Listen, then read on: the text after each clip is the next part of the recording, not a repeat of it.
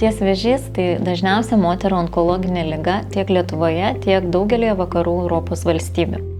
Tačiau net 90% atvejų ši liga gali būti pilnai išgydyta, jeigu yra diagnozuojama laiku.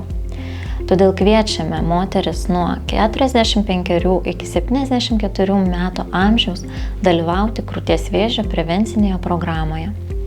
Ši programa skirta visoms moterims, neatsižvelgianti tai, ar šeimoje, ar giminėje buvo diagnozuotas krūties vėžys.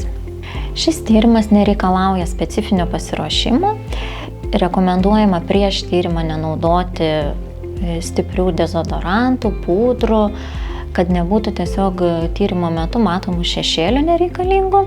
Dėl skausmingumo daliai moterų šis tyrimas yra šiek tiek nemalonus, daliai moterų sukelia tam tikrą diskomfortą, skausmą, ypač toms, kurių krūtis yra jautresnis, tačiau jis užtrunka tik kelias sekundės. Mamografijos tyrimo metu naudojama jonizuota spinduliuotė yra labai maža, todėl šio tyrimo nauda gerokai viršija galimą jo žalą. Mielos moteris, jeigu jūs esate nuo 45 iki 74 metų amžiaus, pasirūpinkite savo sveikata. Krūties vėžio prevencinė programa yra paprasta, greita ir nemokama. Kreipkitės į savo šeimos gydytoją ar šeimos gydytojo slaugytoją ir gaukite siuntimą mamografijos tyrimui.